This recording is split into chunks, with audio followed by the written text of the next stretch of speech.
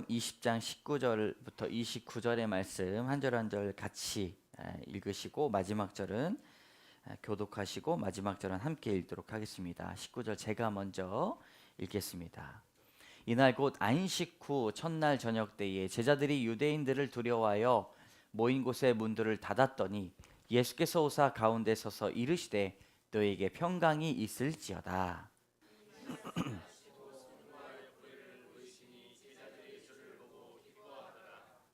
예수께서 또 이르시되 너희에게 평강이 있을지어다. 아버지께서 나를 보내신 것 같이 나도 너희를 보내노라.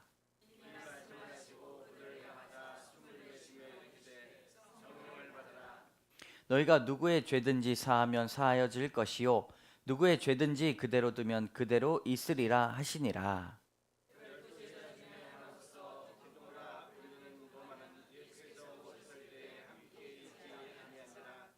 다른 제자들이 그에게 이르되 우리가 주를 보았노라 하니 도마가 이르되 내가 그의 손에 못자국을 보며 내 손가락을 그 못자국에 넣으며 내 손을 그 옆구리에 넣어 보지 않고는 믿지 아니하겠노라 하니라.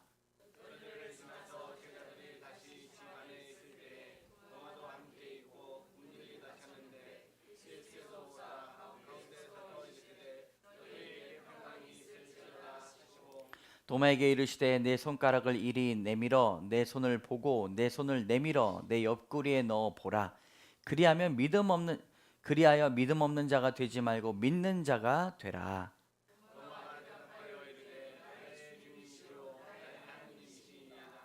예수께서 함께 읽겠습니다. 예수께서 이르시되 너는 나를 본고로 믿느냐 보지 못하고 믿는 자는 복되도다 하시니라. 아멘. 함께 따라하겠습니다. 최고의 선물. 오늘 요한복음 20장의 말씀으로 최고의 선물이란 제목으로 말씀을 전하고자 합니다. 선물은 소중한 사람끼리 서로 주고받는 것입니다. 어떤 사람은 비싼 선물이 기억에 남고 어떤 사람은 어떻게 그렇게 나한테 꼭 필요한 걸 줬냐고 이렇게 기억에 남는 경우가 있습니다. 기억에 남는 선물이 있다면 그 선물이 좋아서이기도 하지만 주는 사람의 마음이 담겨 있기 때문은 아닐까 생각이 됩니다. 나태주 시인의 선물이라는 시가 있습니다. 받는 사람의 마음도 참 귀한데요. 선물 길어서 제가 후략했습니다. 나태주 나에게 이 세상은 하루하루가 선물입니다. 아침에 일어나 만나는 밝은 햇빛이며 새소리 맑은 바람이 우선 선물입니다. 문득 푸르른 산 하나 마주했다면 그것도 선물이고 서럽게 뱀꼬리를 흔들며 사라지는 강물을 보았다면 그 또한 선물입니다. 네, 아주 잘 선물을 표현했습니다. 한번 궁금하신 분들은 나중에 끝까지 한번 찾아서 보시면 좋겠습니다. 이 시인이 이야기한 것처럼 하루하루 아침에 햇빛, 새소리, 맑은 바람 여러분에게 선물이 되십니까? 푸른 산, 강물도 선물입니다. 그러고 보면 모든 선물을 하나님께서 주셨는데 우리가 그것을 깨닫지 못하고 살아가는 것은 아닐까 이렇게 생각이 됩니다. 어떤 목사님은 우리가 이 땅 위에 살 때나 아니면 죽음에 건너 영원한 하늘나라에 갔을 때 전부 하나님의 선물로 살아간다라고 표현을 합니다. 매우 공감합니다. 믿음도 선물이요, 생명도 선물이요, 하나님의 선물이 아닌 것이 없다는 것이죠. 여러분 구원을 주시는 예수 그리스도께서 하나님께서 주시는 최고의 선물일 줄로 믿습니다. 오늘 본문에 예수님께서 제자들을 찾아가셨습니다. 부활 이후에 제자들의 찾아가 가장 소중한 것을 주셨습니다. 그것은 물질로 주는 선물이 아니라 말씀으로 주는 귀한 선물입니다. 꼭 필요한 것 세 가지를 제자들에게 선물로 주시고자 했는데 본문에 기록된 선물을 생각해 보며 은혜를 나누고자 합니다. 우리 첫 번째로 평강을 선물. 주님이 주시는 선물 첫 번째가 평강입니다. 19절에서 20절까지의 말씀을 읽습니다. 시작. 이날 곧 안식 후 첫날 저녁 때에 제자들이 유대인들을 두려워하여 모인 곳에 문들을 닫았더니 예수께서 오사 가운데 서서 이르시되 너에게 평강이 있을지어다. 이 말씀을 하시고 손과 옆구리를 보이시니 제자들이 주를 보고 기뻐하더라. 아멘. 예수님께서 부활하신 후에 제자들을 찾아오셔서 평강이 있을지어다 이렇게 말씀하셨습니다. 제자들이 예수님 십자가의 사건 이후로 3일 동안 예수님이 계시지 않았습니다. 그때 제자들이 없었던 것은 예수님만 없는 것이 아니라 평강도 없었습니다. 19절 잘 보면 제자들이 유대인들을 두려워하여 모인 곳에 문을 닫았다라고 말씀하고 있습니다. 19절뿐만 아니라 그 위에 도마를 찾아왔을 때도 문을 똑같이 닫고 기다렸습니다. 이 표현이 두 번 쓰여진 것은 요한복음의 저자인 요한이 매우 상징적으로 쓴 표현입니다. 그냥 닫은 것이 아니라 아무도 들어오지 못하도록 걸어 잠근 것입니다. 이것이 평안이 없는 마음을 잘 표현하고 있는 것이죠. 여러분, 평안의 반대말이 무엇일까요? 불안입니다. 평화가 없다는 것입니다. 늘 사람은 불안한 존재이고 내일을 알 수 없는 존재이기 때문에 우리는 불안한 사람인 것이죠. 내일을 알기 위해 사람들은 점집에 찾아가 돈을 주고 내일에 관해서 알려달라고 이야기를 합니다. 무당을 통해서 이 구슬하면서 내일이 평안하기를 위해서 기도합니다. 여러분, 이것을 보면서 영적인 세계가 있다는 것을 우리는 깨닫게 됩니다. 그런데 그렇게 해서라도 알게 되어 해결되는 것이 없다는 것을 누구보다 우리가 잘 알고 있죠. 사람이 불안으로 가득 찬 이유가 무엇일까를 잘 알아야 됩니다. 사람이 불안한 이유는 죄의 결과이기 때문이에요. 한 사람이 범죄함으로 모든 사람에게 죽음만 찾아온 것이 아니라 불안과 두려움도 같이 찾아오게 된 것입니다. 그래서 이 불안과 두려움, 사망은 한 세트예요. 햄버거 시키면 세트로 감자튀김하고 콜라도 나오는 것처럼 죽음이 찾아왔을 때 우리 인간에게 세트로 찾아오는 것이 불안과 두려움입니다. 그럼 이 불안과 두려움을 이기기 위해, 불안을 이기기 위해 어떻게 해야 될까요? 도표로 한번 그려보았습니다. 자, 생명을 주신 것이 우리에게 선물입니다. 자, 사망이 뭐 때문에 찾아왔죠? 죄의 결과. 같이 세트로 불안과 두려움이 찾아왔다는 것이죠. 주님께서 거듭남으로 새 생명을 주셨습니다. 이것이 누구로 해결이 됩니까? 예수 그리스도로 해결이 된 것입니다. 자, 부활을 하신 주님께서 부활을 하심으로 약속을 하셨습니다. 이것이 무엇으로 해결이 됐습니까? 예수 그리스도로 해결이 되었습니다. 그러므로 우리의 생명을 유지할 수 있고 사망에서 벗어날 수 있는 것은, 불안에서 벗어날 수 있고 두려움에서 벗어날 수 있는 것은 예수 그리스도밖에 없다는 것이지요. 성도는 그리스도께서 평안을 선물해 주신다는 것을 믿습니다. 잘 생각해 보면 우리가 불안한 이유 중에 하나는 예수 그리스도가 부재하기 때문입니다. 걸어 잠궜는데 예수님도 들어오시지 못하도록 걸어 잠그는 일들이 허다합니다.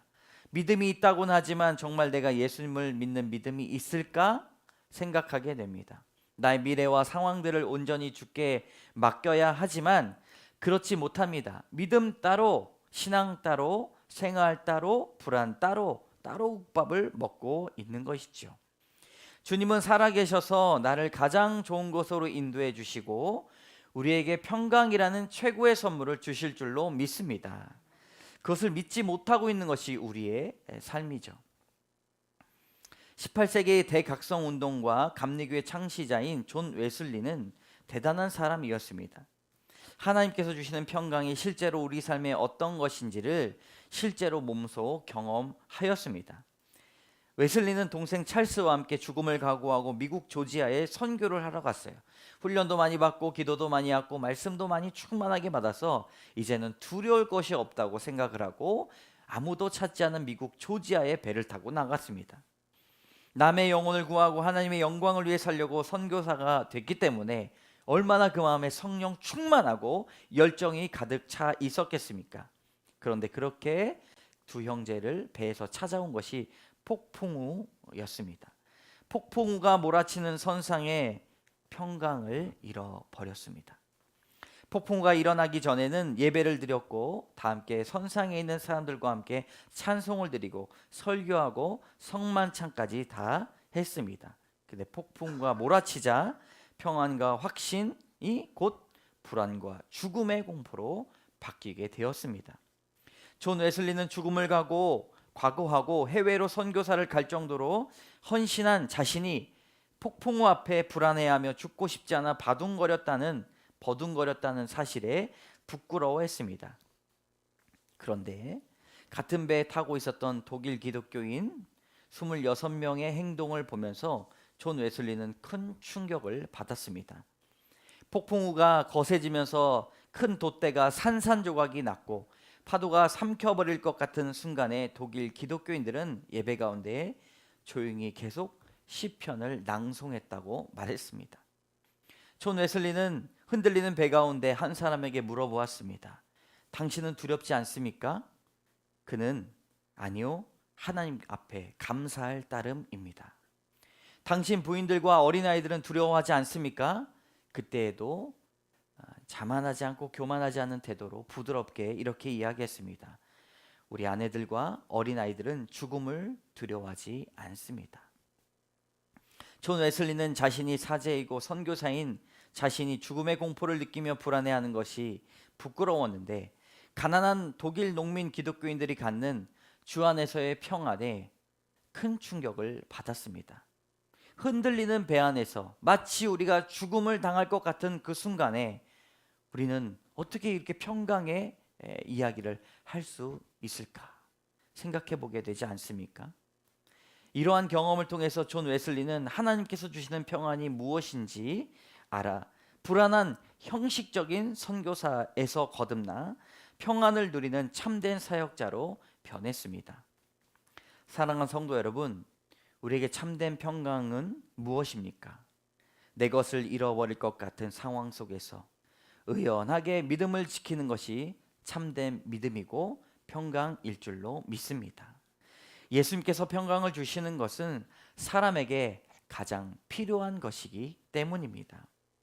예수님께서 우리 마음의 중심에 이렇게 명령하십니다. 문을 박차고 들어오셔서 너희는 왜 평강하지 못하냐 외치는 것이 아니라 문을 열었다라는 말씀이 없으시고 이미 중심에 찾아오셔서 부드럽게 너희에게 평강이 있을지어다 라고 명령하십니다. 그리고 요한복음 14장 27절에 이미 평안이 중요하다는 것을 이렇게 가르쳐 주셨습니다. 우리 같이 한번 읽어보도록 하겠습니다. 시작. 평안을 너에게 끼치노니 곧 나의 평안을 너희에게 주노라. 내가 너희에게 주는 것은 세상이 주는 것과 같지 아니하니 너희는 마음에 근심하지도 말고 두려워하지도 말라. 아멘. 여러분, 평안, 주님이 주시는 평강은 세상이 주는 평강과 다릅니다. 세상이 주는 것 같이 아니하고 너희는 마음에 근심도 말고 두려워하지 말라 이렇게 말씀하고 있습니다. 오직 주변에 있는 것들 때문에 평강의 복을 잃어버린 분들 계십니까? 사단은 우리 마음의 평안을 앗아가기 위해 호시탐탐 노리고 있습니다. 소중한 것을 빼앗기면 너는 주님이 주시는 평강도 빼앗길 거야 라고 그렇게 노리고 있는 것이죠. 그래서 가진 것을 더욱더 움켜쥐게 만듭니다.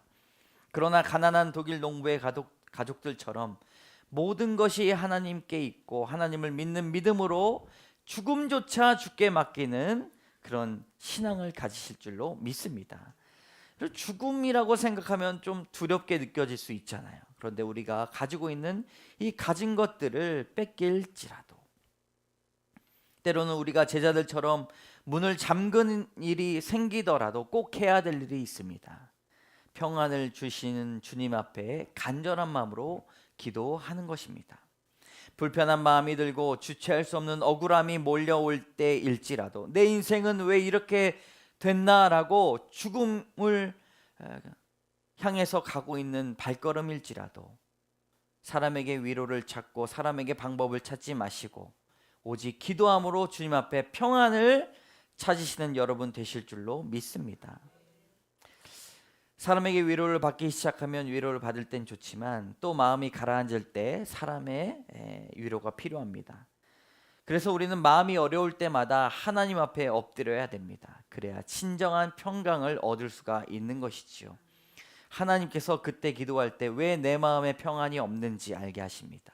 그리고 이런 일을 겪게 하시는지 주님께서 답을 알고 계시기 때문에 우리에게 가르쳐 주십니다.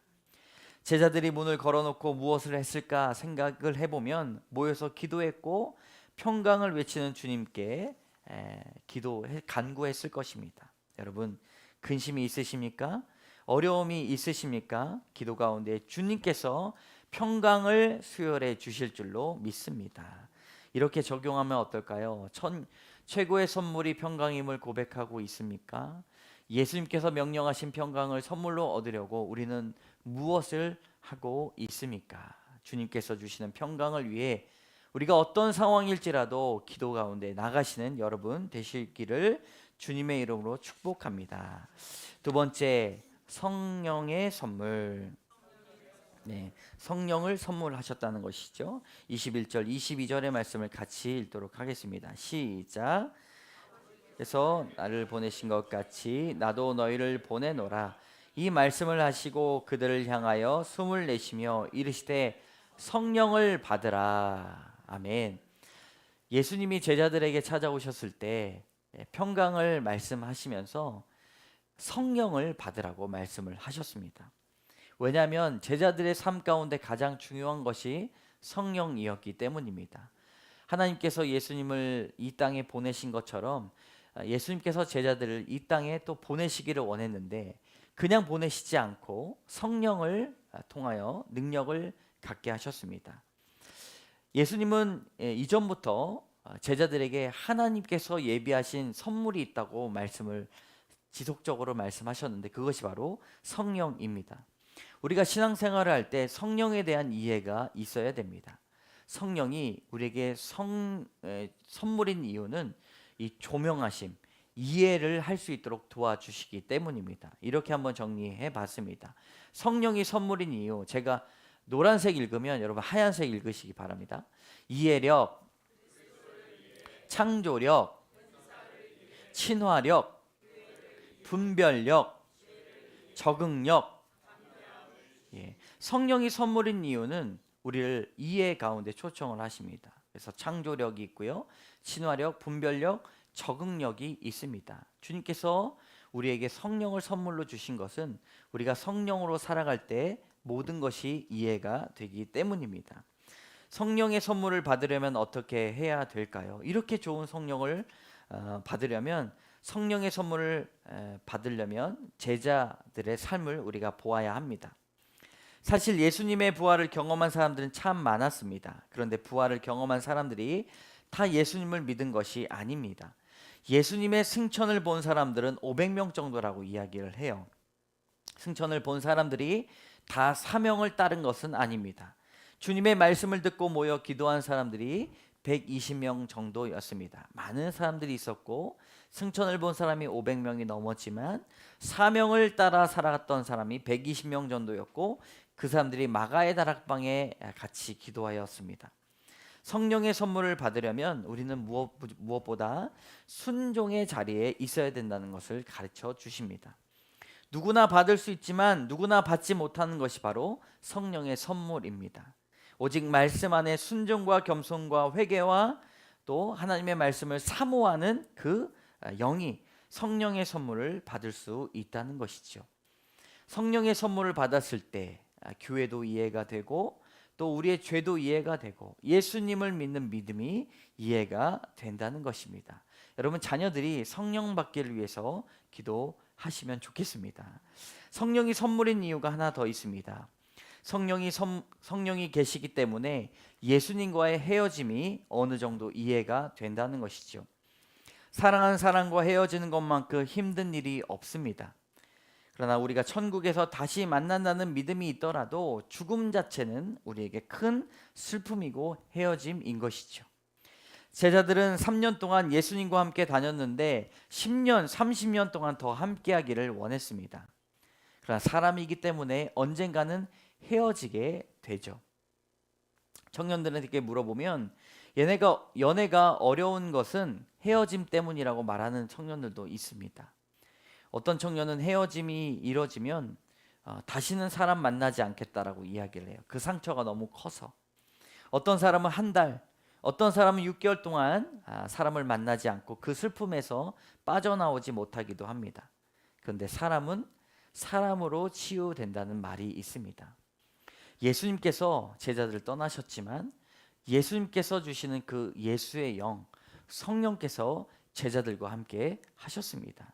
사람은 누군가에게 위로와 힘을 받아야 사는 존재인데 성령께서 이제는 우리 마음 가운데 함께 계셔서 우리를 함께 동행해 주신다는 것입니다.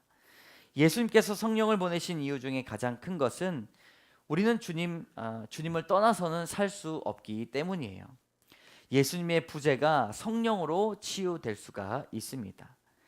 성령의 선물만큼 까도 벗겨지지 않는 선물이 없다고 생각이 됩니다. 성령의 일하심이 깊고 놀랍기 때문인데 성령께서 우리를 위해 해주시는 일 중에 가장 큰 일이 있습니다. 로마서 8장 26절 27절의 말씀 노란 줄만 같이 읽어보도록 하겠습니다. 시작. 오직 성령이 말할 수 없는 탄식으로 우리를 위하여 친히 간구하시느니라. 이는 성령이 하나님의 뜻대로 성도를 위하여 간구하심이니라. 아멘. 여러분, 성령님께서 우리에게 선물인 것이 무엇입니까? 무엇 때문입니까? 성령께서 우리를 위해 친히 간구하시기 때문입니다. 성령이 선물이다 라고 하면 우리는 능력만 바라보게 됩니다. 그런데 가장 중요한 일은 우리를 위해서 기도해 주신다는 것입니다. 눈물을 아끼지 아니하시고 늘 함께 동행하시고 우리를 떠나시지 않는 성령을 믿으실 줄로 믿습니다. 자녀들에게 좋은 배우자가 생긴다는 것은 감사한 일이에요. 왜냐하면 더 이상 부모가 책임지지 않아도 되기 때문입니다. 서로가 서로를 위해서 기도하기 때문에 가장 좋은 보호자가 됩니다. 마음이 놓이죠. 예수님께서 성령을 받은 제자들을 생각하실 때 이런 마음이 드셨던 것입니다. 성령께서도 우리를 위해서 기도하시고 간구하시고 때로는 죽음의 그 마지막 순간, 아무도 남지 않을 것 같은 그 마지막 순간에 가장 옆에서 기도해 주시고 간구해 주시는 분입니다. 성령을 받아 누리시고 성령을 믿고 성령의 간구에 감사하시는 여러분 되실 줄로 축복합니다. 이렇게 적용하면 어떨까요? 성령을 날마다 고백하고 친밀함을 가지고 있나요? 성령을 받기 위해 순종해야 할 것들이 무엇이 있습니까? 여러분, 성령을 받기 위해 말씀에 순종하시는 여러분 되실 줄로 믿습니다. 우리 마지막으로 배려를 선물 27절부터 29절까지의 말씀을 같이 읽겠습니다. 시작. 도마에게 이르시되 내 손가락을 이리 내밀어 내 손을 보고 내 손을 내밀어 내 옆구리에 넣어보라. 그리하면 믿음 없는 자가 되지 말고 믿는 자가 되라. 도마가 대답하여 이르되 나의 주님이시요 나의 하나님이시니이다. 예수께서 이르시되 너는 나를 본고로 믿느냐? 보지 못하고 믿는 자들은 복되도라 하시니라. 아멘. 여러분, 이 본문을 가지고 믿음에 관해, 의심에 관해 많은 설교를 들었을 것입니다. 그런데 오늘은 이 본문에서 나타나는 예수님의 배려, 이 배려가 우리에게 참된 선물임을 한번 살펴보고자 합니다. 부활을 맞이했던 제자들에게 찾아가셨던 이 예수님은 다시 그 장소에 며칠 만에 찾아가셨을까요? 여들 8일 만에 다시 방문하셨다라고 말씀합니다. 왜냐하면 부활 후 찾으셨던 곳에 의심 많은 제자 도마가 있었기 때문입니다. 이 도마는 본래부터 현실주의자였어요.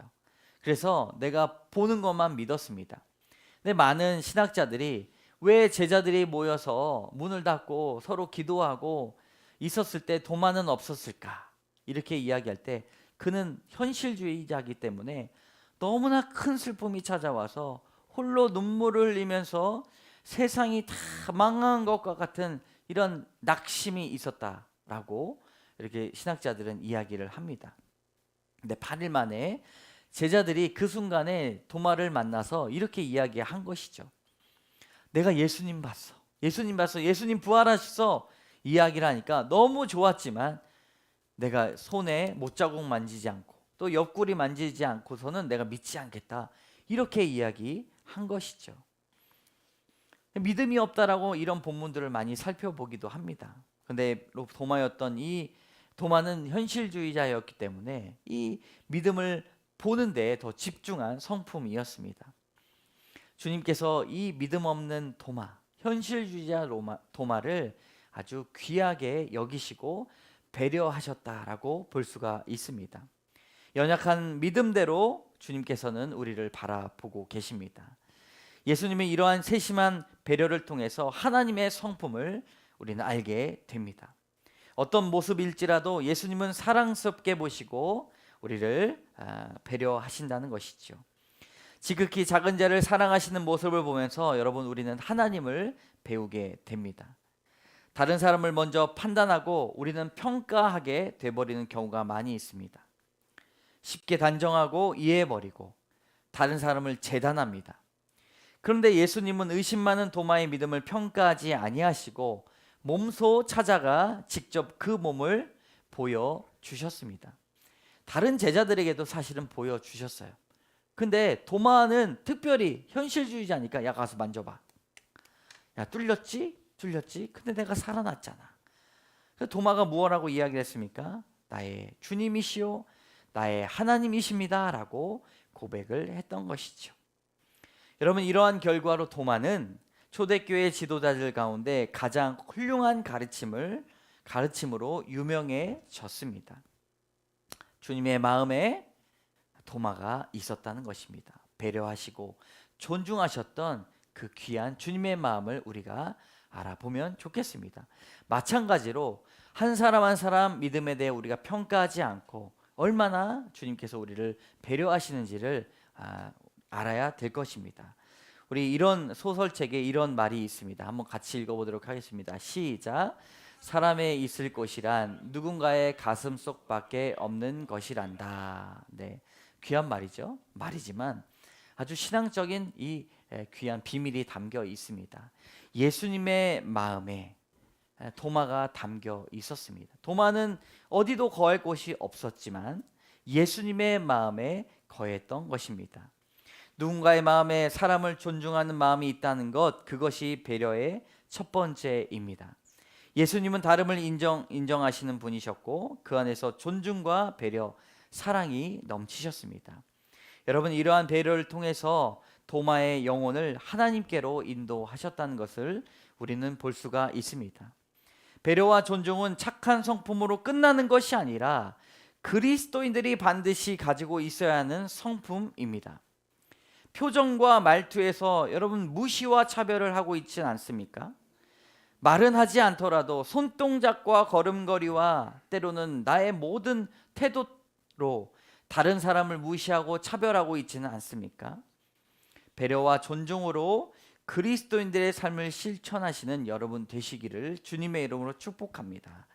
8일 만에 그리스도께서 도마를 찾아오신 것은 늘 주님은 도마를 보셨고 마음에 그것을 담아 주셨고 사랑하셨고 배려하셨습니다. 그리고 그의 믿음을, 자신의 수치와 부끄러움을 다 보여주셨던 것이죠. 우리의 내어놓음이 다른 사람에게 영혼의 구원을 이루어 가게 될 줄로 믿습니다.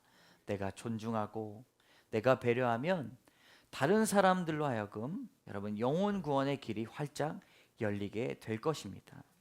우리가 이렇게 기도하죠. 전도지를 주지 않아도, 때로는 말씀으로 우리가 전하지 못하더라도 하나님, 내가 존중과 배려함으로 기도함으로 그들의 영혼을 주께로 인도하여 주시옵소서. 주님께서 그 기도를 들어주실 줄로 믿습니다. 이렇게 적용해 볼까요? 보이지 않게 다른 사람을 무시하고 존중하지 않는 때가 있습니까?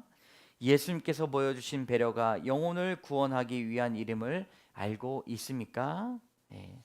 우리 함께 이 시간 말씀을 생각하시면서 최고의 선물, 주님께서 우리에게 평안을 선물해 주시고 성령을 선물해 주시고 배려를 선물해 주시는 최고의 선물을 주셨습니다. 특별히 우리 마음 가운데 평강이 없을 그런 삶들이 너무나 많이 있습니다. 이 시간 평안을 너에게 주노라, 주님께서 평강이 있을지어다 말씀하신 그 말씀을 믿으며 우리가 찬양 가운데 말씀을 생각하면서 고백하며 결단하며 나아가도록 하겠습니다.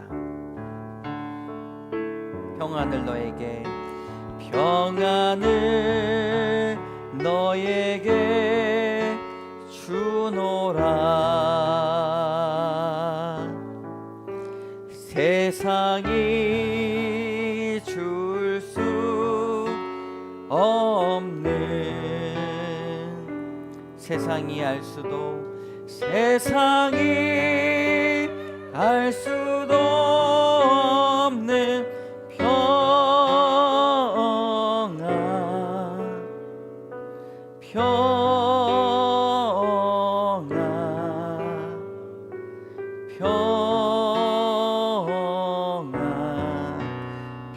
평안을 내게 주노라. 성령을 너에게 주노라. 성령을 너에게 주노라. 세상이 줄 수 없는 세상이 알 수도 성령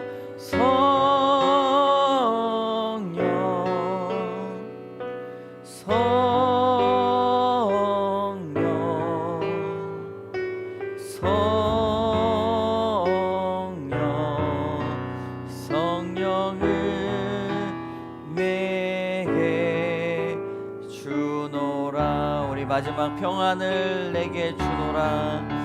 평안을 너에게 주노라. 세상이 줄 수 없는 세상이 줄 수 없는 세상이 알 수도 없는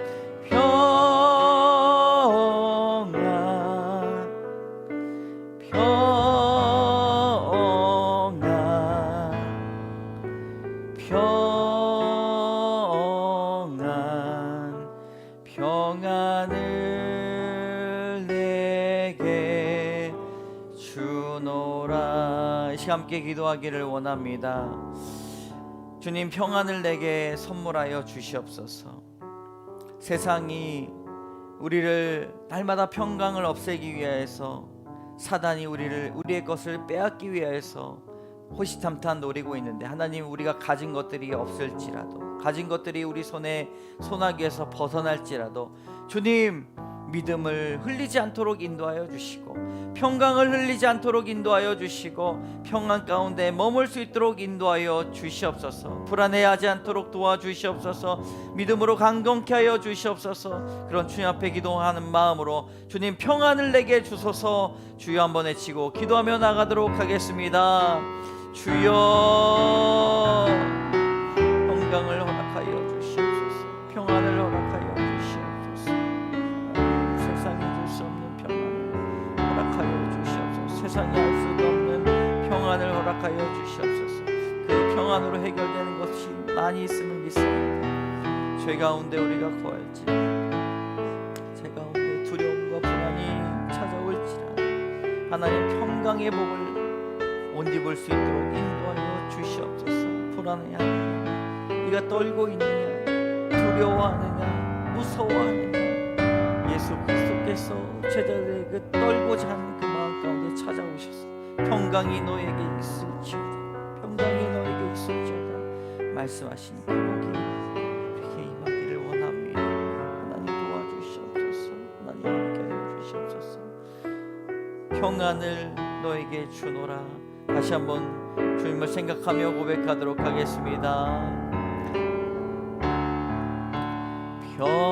평안을 너에게 주노라. 세상이 줄 수 없는, 세상이 알 수도, 세상이 알 수도 없는 평안,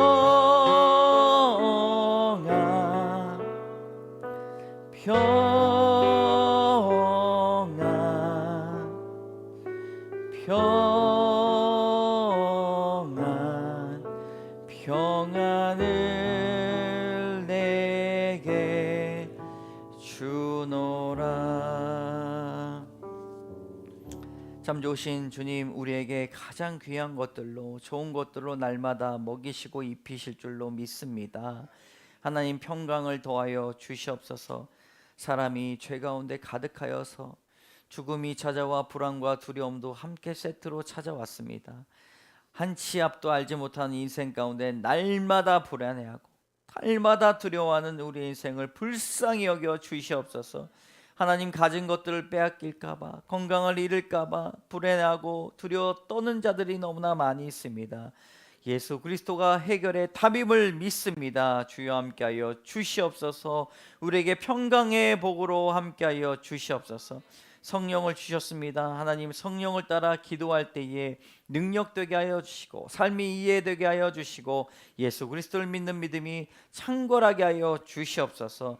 하나님, 배려를 선물하여 주셨음을 믿습니다. 한 사람 한 사람 귀한 존재로 우리를 부르셨사오니 하나님, 우리가 주님 앞에 날마다 거할 때에 이 모습 이대로 사랑하신 주님을 고백할 수 있도록 인도하여 주시고 그리스도인의 성품으로 배려와 존중을 옷 입게 하여 주셔서 많은 사람들을 영혼 구원에 나갈 수 있는 존중과 배려를 사용할 수 있도록 인도하여 주시옵소서. 모든 말씀 예수님 이름으로 감사드리며 간절히 기도드립니다.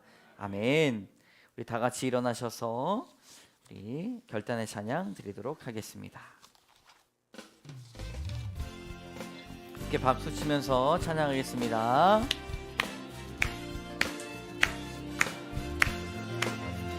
진정한 예배가 숨쉬는 교회, 주님이 주인 되시는 교회, 진정한 믿음가 쌓이는 교회, 최고의 찬양을 드리는 교회, 말씀이 살아 움직이는 교회, 성도의 사랑이 넘치는 교회, 섬김과 헌신이 기쁨이 되어 열매 맺는 아름다운 교회, 주님의 마음 닮아서 이웃을 사랑하는 교회, 주님의 영광을 위해서 빛 대신 주님 전하는 교회, 사랑의 불꽃이 활짝 피어나 날마다 사랑에 빠지는 교회, 주께서 사랑하는 광성교회가 되하소서. 주께서 사랑하는 우리 교회가 이런 교회 되게 하소서. 예물을 위해 기도하고 축도로 오늘 예배를 마치도록 하겠습니다. 참 좋으신 하나님, 감사합니다. 날마다 주님 앞에 거하게 하여 주시고 주님, 우리가 기도한 대로 주님 앞에 귀한 성령의 은혜를 날마다 촉촉히 받게 되게 하여 주시옵소서. 하나님, 주의 말씀을 온전히 들었습니다. 부활 후에도 날마다 귀한 선물을 우리에게 주시는 주님을 발견하였습니다. 이제도 우리는 주님을 닮아 다른 사람들에게 믿음을 선물할 수 있도록 인도하여 주시고 날마다 성령을 선물하는 기도 가운데 임할 수 있도록 인도하여 주시고 존중과 배려로 날마다 평강을 선포하는 사람들 다 되게 하여 주시옵소서. 귀한 예물을 주님 앞에 드립니다. 예물을 받아 주시고 귀한 손길로 정성과 마음으로 주님 앞에 드리오니 이 예물이 쓰여지는 곳곳마다 평강이 선물되게 하여 주시옵소서. 성령의 선물, 배려의 선물이 선물되게 하여 주시옵소서. 하나님, 우리는 주님의 일들을 주님의 명령을 하면서 이 예물을 흘려보내기 원하오는데 주님, 우리는 씨를 뿌릴 뿐 주님께서 자라게 하여 주시옵소서. 그리하여 많은 사람들이 주님을 깨닫게 하여 주시고 주님께서 주시는 평강으로 말미암아 다시 한번 살아봐야겠다 희망과 소망을 얻게 하여 주시옵소서. 부활의 주님, 부활의 소망이 우리 끊어지지 않도록 도와주시고 날마다 주일이 작은 부활절 되게 하여 주시옵소서. 주님, 날마다 주님 앞에 말씀으로 기도로 살게 하여 주시고 올 한해 목표했던 신앙의 목표들, 성경의 통독, 기도의 목표들이 온전히 이루어질 이루어질 수 있도록 주여 도와 주시옵소서. 교회에 새 생명을 허락해 주심을 감사드립니다. 안전하고 건강하고 주님 그 가정에 복을 내려 주시고 또 가정에 새 생명을 놓고 기도하는 가정에 주님 복에 복을 더하여 주시옵소서. 새 생명의 잉태가 성령의 인도하심으로 있게 하여 주셔서 온전히 찬송과 영광 받아 주시옵소서. 주님 몸이 아파 힘들어하는 우리 성도들이 있습니다. 주님께서 권능으로 찾아가 주셔서 성령의 안수함으로 치료받게 하여 주시고 다시금 아파하지 않고 고통받지 않고 주님 앞에 온전한 감사와 회개가 올려질 수 있도록 주여 도와 주시옵소서. 하나님 또 새로운 자리로 이사하신 우리 성도님 가정이 있습니다. 주님께서 날마다 그곳 가운데 머물러 주시고 주님 복의 근원 되게 하여 주시고 주님께서 그곳 가운데 기도의 처소 삼아 주시며 약인과 보아스로 주님 믿음의 기둥을 든든히 맞추는 교회 되게 하여 주시옵소서. 많은 이들이 우리 귀한 집사님 가정을 위해 기도하게 하여 주시고 또 평화의 복을 선포하며 나갈 수 있도록 주여 도와 주시옵소서. 주님 한 주간 동안 주님께서 지켜주실 줄 믿습니다. 많은 사람들에게 앞에서 그리스도인으로 살아가는데 조금도 부족함이 없도록 인도하여 주시고 날마다 감사와 찬양이 넘치게 하여 주시옵소서. 새로운 사업을 위해 기도하는 성도들이 있습니다. 하나님 그 권능으로 붙잡아 주시고 좋은 사람들 붙여주시고 마음 맞는 사람들 붙여주셔서 하나님 적절한 수익도 나게 하여 주셔서 주님 앞에 온전한 구제로 영광 돌리게 하여 주시옵소서. 간절한 기도 제목들이 있는 성도들 많이 있습니다. 다른 사람들 앞에 내놓지 못할지언정 하나님 우리가 주님 앞에 기도하게 하여 주시고 온전히 주님께서 일하신 것들을 감격하며 복으로 내려 주시옵소서. 해결하여 주시옵소서. 주님 그 가운데 영광 받아 주시옵소서. 모든 말씀 예수님 이름으로 감사드리며 간절히 기도드립니다. 아멘. 지금은 우리 주 예수 그리스도의 은혜와 자비하신 하나님의 사랑과 역사하시는 성령의 교통하심이 우리 마음의 깊은 우울과 불안을 걷어내시며 평강을 선물로 주시는 주님을 붙들며 성령을 따라 하나님을 사랑하고 이웃을 사랑하며 나가기 원하는 귀한 성도들 머리머리 위에 심령 위에 가정 위에 사업 위에 자녀들 위에 이제로부터 영원까지 함께 하시기를 간절히 축원하옵나이다. 아멘.